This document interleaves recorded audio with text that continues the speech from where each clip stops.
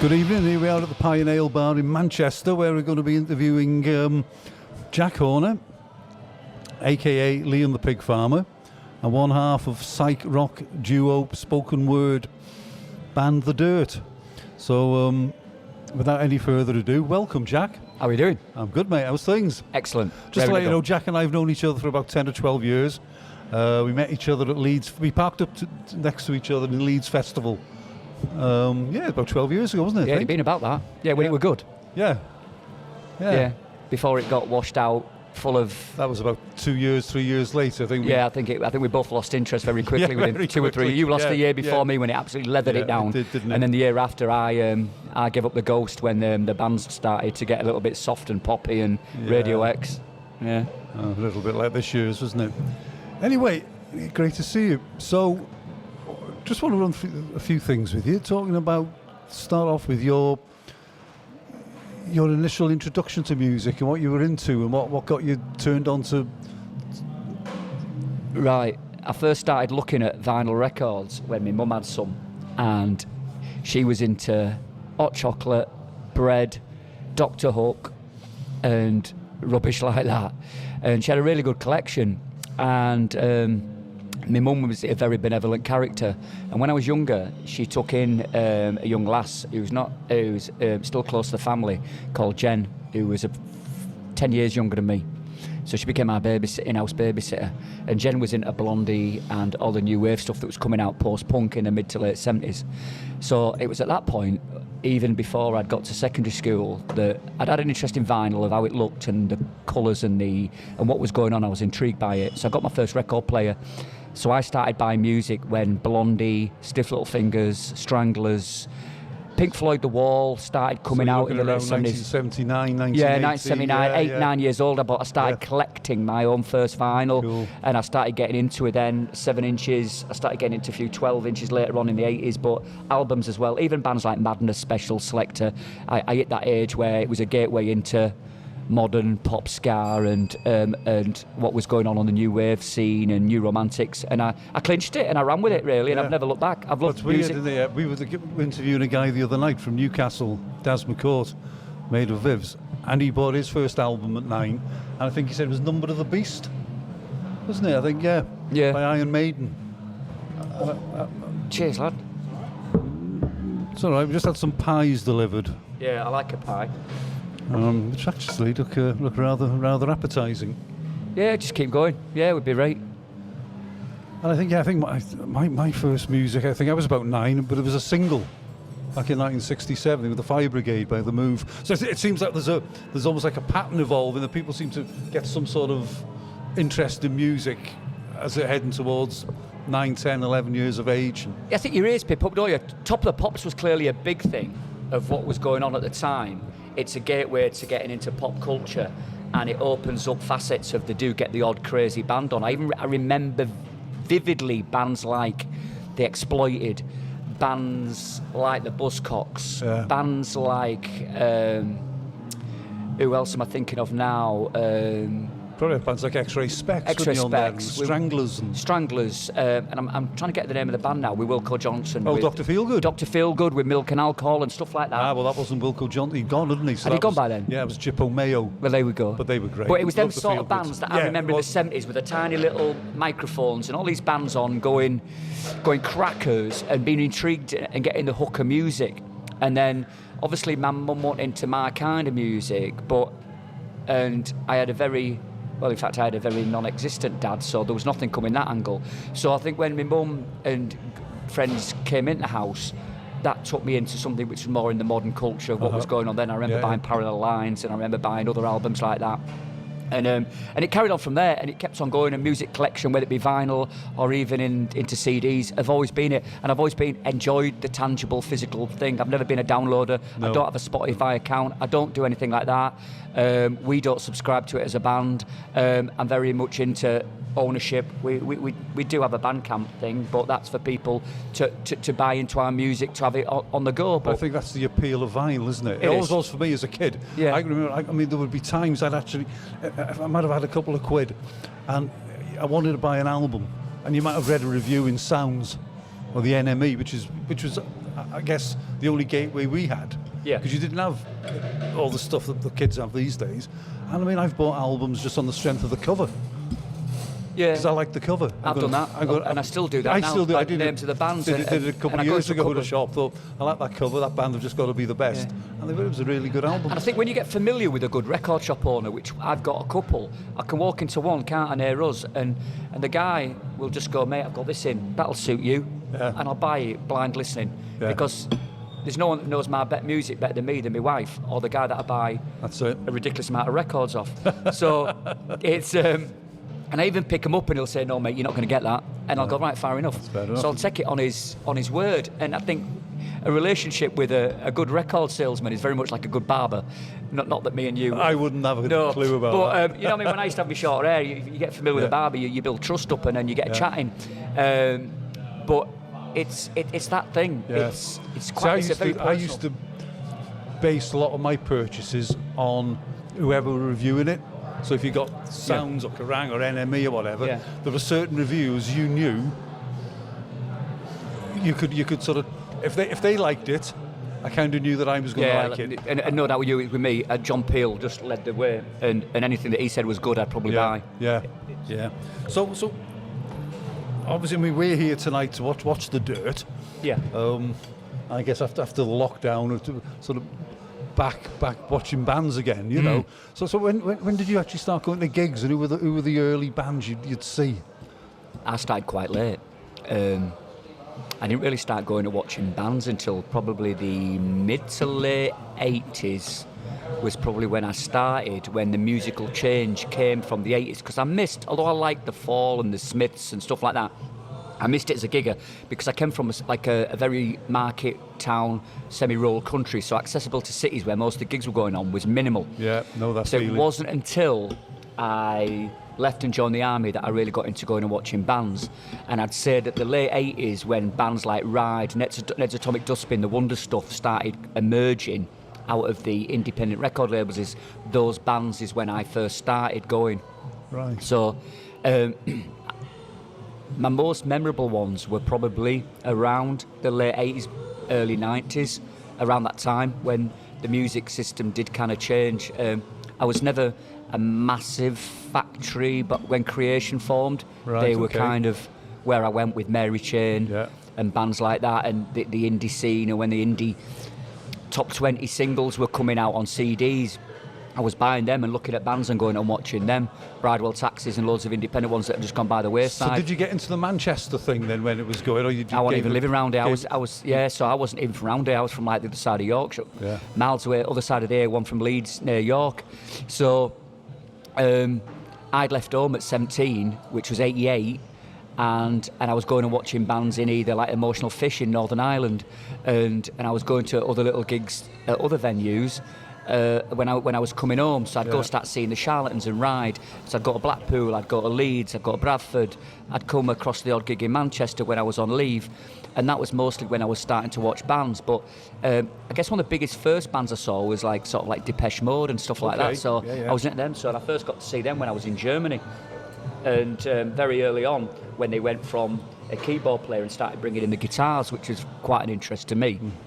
So, I was going to watching a few bigger gigs when I went to Gary Moore as well. I saw in Germany very early on. Righto. So you were able to sort of keep some connection with music even when you were living abroad with the stuff in the army. And I was still buying stuff even when I was going out to Germany as a young kid or in Northern Ireland. So music was the thing. Yeah. Whether you weren't getting to see it live, I guess when I got to the early 90s, I'm going to choke in a minute. That's the pie just coming back. Yeah, that's the crust. Cheers, Mum. I really started doing it 3-4 times a week when I moved to England in the early 90s. Yeah. There we go. You could talk when I'm not. So, I mean, obviously we know, as we all know, that sort of music's changed immeasurably over the years, as it does. So as someone who's out now playing to live audiences, how do you see that, I guess, music now as it was when you started? I think people are less brave. I think the gigs that we're playing tonight in a venue which caps at just around 100, just over, they used to be really thriving and bustling when I was going and watching all these bands, which are now heritage and nostalgia bands where they first started. Yeah. And people would go, like you say, you buy a record on the cover of a cover, you'd go see a band on the back of a name. Like New Fast Automatic Daffodils, Ned's Atomic Dustbin. These bands' names were knocking around. Bridewell Taxis, and you go, I like the name of that band, I'm going to go see what that's about. And then you get embroiled in it and you get stuck in, and it's a live sweatbox. And I think, especially since we come out of COVID, people are investing less time in going out, so they're going out to watch bigger, more established bands because they can't rely on trains, they can't rely on it happening, which is unfortunate because, especially around here where we sat now, there is 3 or 4 great music venues. I've got pals playing in another venue across the street tonight, and it's going to be, it's bustling as the DIY underground music scene, but I think some people are just a little bit reticent to go out and get stuck into it because comfort and familiarity seems to have took over, and that's not good because it never happened in the 70s when you just listen to music, or 80s and the 90s. Because it was very much back in the 70s, so it was the later 70s when punk and new wave came out. It was a youth thing, wasn't it? Yeah, it was the kids, 16, 17, disenfranchised kids wanted to get out. But then the student unions used to run the gigs, and they don't now. Promotion companies have took over, and that's where cash rules and money's to be made in the music industry, which is the vile bit of it I don't like. So you get some people in it just to put on bands, and it's more about, the first question I get asked is, what's your pull? How many can you bring? And not, what's your sound like? Are you going to kick off and have a really good night tonight? Right, so they want to know what they can get out of it. They want to know what they can get out of it before the night even goes ahead. And I sometimes think, it was something that I think I'm going to quote someone in. I'm going to misquote it wrongly. Frank Zappa summed it up. He said, when men in business suits were running the music industry in the 50s and 60s, they used to just throw anything on because they didn't know any better. But now you get people who love to over-theorise, and will that band suit that band, and will this band suit this band, and what can we make out of it? There's a different generation of people that are kind of like coordinating venues, and I think that kind of takes it away from it. I can remember when I was sort of 18, 19, 20, we had a teacher training college in Wrexham, Catrevely, and I was reminded by a mate of mine who commented on one of our podcasts the other week it was on Facebook, that they had a guy there called Alan Sullivan, and he put all the bands on. Yeah, he was the entertainment secretary, I guess, and they get some sort of XTC there. Really, first album, Kilburn and the High Roads. There's some great independent music venues knocking around. I'm guessing you don't get that now. Where, as you say, they're run by promotion agencies. Yeah, I think towards the middle level they are. They're still like the guys that we're working with that will put a really good list of 3 bands on for next to nothing. They can get in tonight for £8. Yeah. 3 bands for £8 still in this day and age is value for money. And you might not like all 3 bands, but you like 1 or 2 of them, and you'll get on with them. And I think it's one of those things that you can connect with the bands. You can stare into the band's eyes. The band can stare into your eyes, and there is a connection there. Absolutely. The sound engineer will be dodging in and about between you, even because he's got some good gear, but he's doing his job and he's having a great time. So I think there's something organic about that DIY feel of music. Which is almost like how punk started. It did. Then as you say, the people in suits, if you like, got hold of it. Yeah. And it just, but I think a lot of, you can almost look at if you want, the San Francisco movement in the 60s, that died a horrible death. Yeah. Again, that wasn't a similar, I guess as a movement it was a similar sort of thing, but it ran its course of time. I think there was everything else from like bands like even, they blame the death of indie music, which what I consider indie. People say to us, are you an indie band? It's still the biggest label you can ever have. I'd say back in 87 when they had the C60C whatever tapes coming out, we probably would have been an indie band, which would have been an independent record label, an alternative band on a DIY record label. So yeah, we would have been. But if you coin indies now, which is lads or lasses that just want to be like the Arctic Monkeys or Oasis, then no, we're far from that. We're miles away. We're on the polar opposite of a guitar band. So no, we don't come under the indie label.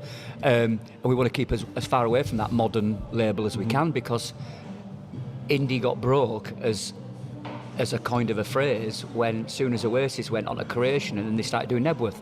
That's not what independent record labels and creation's about. You've kind of lost your path, and you've took it to somewhere where it doesn't belong.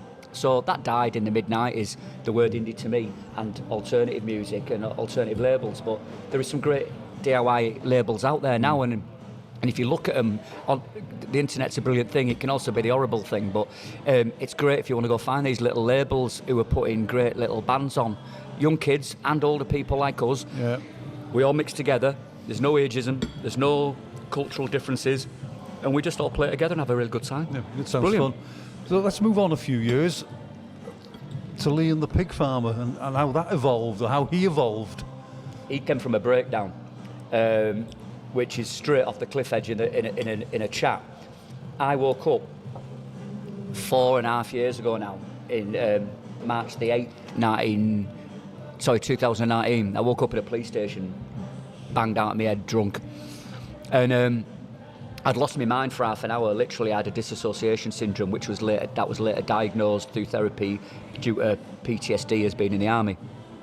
And I'd realised when I look back that I was manifesting through bad mental health, through binge drinking and being in a bad place in my life, disassociating from good friends and disassociating from family. And what happened was I came out of that police station and realised I needed to change my life around. Initially abstain from alcohol to get my life right, get on medication and go see a therapist, which I did. And within a few months of walking around the hills near where I live in Saddleworth, it started to unravel really quickly and really well. So I started writing it down. No intention of turning it into spoken word poetry. Yet I wrote some of the lyrics that we still use now in the very early days, the quite raw stuff. It came out in poetry form, and I took that to open mic nights and started doing spoken word. And it was after a couple of months, and I had a lot of friends like I do knocking around the Northern Quarter who kind of said, do you want to come and do some spoken word before bands? This city's had many good people like Matt Garry, John Cooper Clarke. They've all been with bands and done stuff before bands. And I goes, go on then. So I did. Yeah. And one of my first ones with Tim Burgess of the Shallons when he was on stage with Average Sex and a couple of other bands like that, just around the corner at the Castle. And then it took on, and other people got on me, and I did a couple of festival intro slots. And Leon the Pig Farmer got born. They needed a name for a poster, and it was Leon. And the occupation of a pig farmer was stuff my mate Jason used to use when we were in the army as a cover name and a fake employment. But it's also the name of a brilliant British comedy film from '92 as well, where a Jewish guy inherits a pig farm. And I liked it because it was like, as someone that's quite liberal and quite left field politically, to be in the army, it can only be very much like a Jewish guy that has to inherit a pig farm. You're swimming upstream straight away, and your beliefs and what you've been brought up to believe in don't fit in. No. So there was a few names of reasons of why, but I stuck with Leon the Pig Farmer, and people liked it because it wasn't me just going on a stage at Jack Horner. They remembered the name Leon rather than what my own name was. So that kind of progressed really quickly, and just before lockdown it had a really good steep trajectory, and I was doing some really good gigs with some very established musicians and doing some collaboration, and then I'd started writing my first book collection. That's why I was going to bring the books up now, because you've released 2 published. 2 book collections. One's Talking Myself Out of Trouble, which is around mental health, that I worked with a recovering alcoholic, and it's all gothic artwork. And then I worked with a girl called Hells Millington, who's a gig photographer around Manchester, and she did a load of black and white dystopian photography.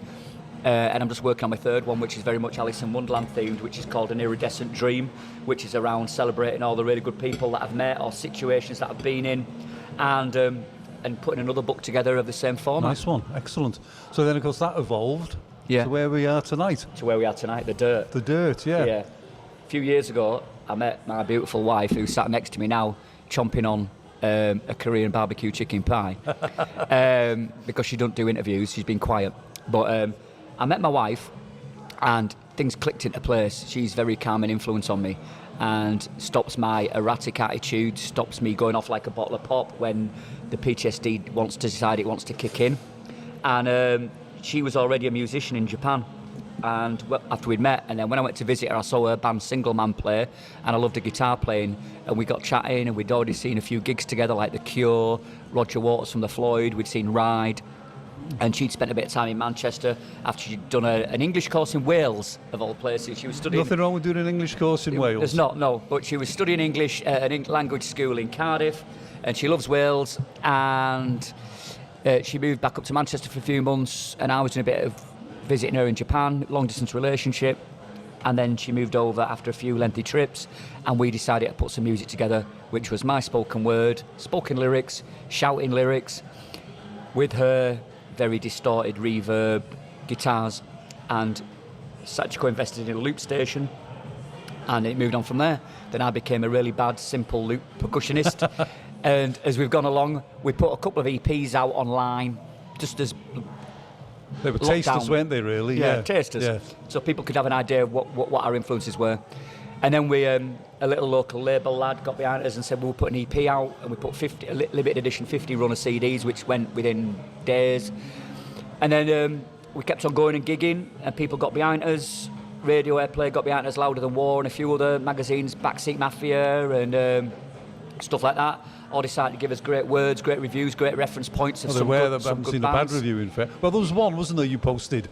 Some bloke. I was on my spoken word, yeah. Yeah, that's right. Yeah, a guy didn't like me. Yeah. So you've got to embrace the negative as well as the positive. Absolutely. So, and the guy was a tortured soul, so he just needs a help and a cuddle, I think. So then it became an album, didn't it? It became the album Agitator. Agitator. What an album it is, in fairness. Oh, it's mental, isn't it? It's superb. It was great making. We made it with I put a thing online. Anyone know of a good producer that worked with us? And a pal of mine who's in a band said, Kevin Foy would be brilliant for you guys, with us being very DIY and doing loops. So we went into his little studio, and he literally, because Sachiko plays loops, he just put every single strand through different amps, and we recorded it live. And we were in and out in a day and a half, 2 days, weren't we? I think Def Leppard could learn something from that, couldn't they? Yeah. It was just 2 days, in and out. It's and that simple, was probably day and a half, I'd say. And did it all live. He mastered it. We knew we were going to do it on vinyl as a 100 limited edition release. And the sound that's come out of it, and the job he's done. That's unbelievable. It's crackers. I mean, you would have thought, it's like I said to you earlier before we started this, you would swear it had been recorded in some top of the range, You would. overpriced type of establishment. But me as a tight Yorkshireman, I'd never go anywhere overpriced. So it was a case of finding someone that fits with us. We went and chatted with him first, and we sent him some demos. And we just loved everything he was saying, his enthusiasm of, I can do this with it, I can do that with it, and I won't mess with it, and you're a good live band, so we'll do it all live, and as a two-piece, we can get away with that. And his enthusiasm for what he wants and his vision, we just went, So you felt you got a lot of support from him as well? Yeah, we bought into his enthusiasm and his DIY attitude, and literally said, we're doing this. And we went into his little studio, did it in 2 days, came out, mastered it, and then got it ordered last year. And it's going well. We worked the guy who does the sound at the place we're playing tonight. His partner, Aisha, she did the artwork for the cover. So we're quite a big DIY family. We stick together, and we support each other. I still haven't opened the inserts. Have you not? I'm keeping them as they are, yeah. There's some good little things in there, but a few people have done that with You made from... well, there's stickers, there's beer mats, there's signed stuff in there. But what we did, we wrapped it in a right-wing paper, a Japanese right-wing paper. We bought some papers. Now, I can't read that, Sachiko can, and we just wrapped it in that and put all chip shop news, all chip shop paper written in bits over it. So it was all packaged nicely. So are there any plans for any further recordings or new material in the pipeline? 2 new tracks getting played tonight, Demon Seed and Oak, which are 2 lengthier ones. We went, because we're branching out and playing other places. We played in a wood at Cumbria, in Felfoot Woods, with a few more doom psych bands. And we liked what we heard, and we're done with minimal members of bands. And we like the darker element of the psych doom sort of scene. So these ones are played a lot lower key. My voice, I've got to get right down for it, and it's better than playing the higher electronic, lighter psych stuff. So I think it's where we fit when we bring in Sachiko's influences and mine, and we try and clash them together and find something that fits. Because when you bring in someone that like Sachiko, that listens and was brought up listening to King Crimson, Emerson, Lake Palmer, Pink Floyd, and a lot more prog stuff that she could name a load more, and you bring me that was more brought up onto ska, new romantic punk, new wave. Well, it's quite a mishmash, isn't it? It's quite a mishmash, and you bring it together, and I like psychedelic stuff as well. So. Listen, Jack, this has been brilliant. I can see you struggling through your pie and potato and peas and everything. It's good for my digestion, because I normally have ate within 2 minutes and had it all around my face, so it does well for me to eat slowly. It's been great chatting to you and great seeing you again. Looking forward to the gig tonight. And who knows, maybe in 6 months we'll be able to do this again with maybe discussing the new album. That's it, yeah. Well, there is 2 tracks down. We're going to get a few more in, and we're already plotting ahead, yeah. That's brilliant. Great chatting to you. Cheers, mate. And thanks very much. Cheers, Steve.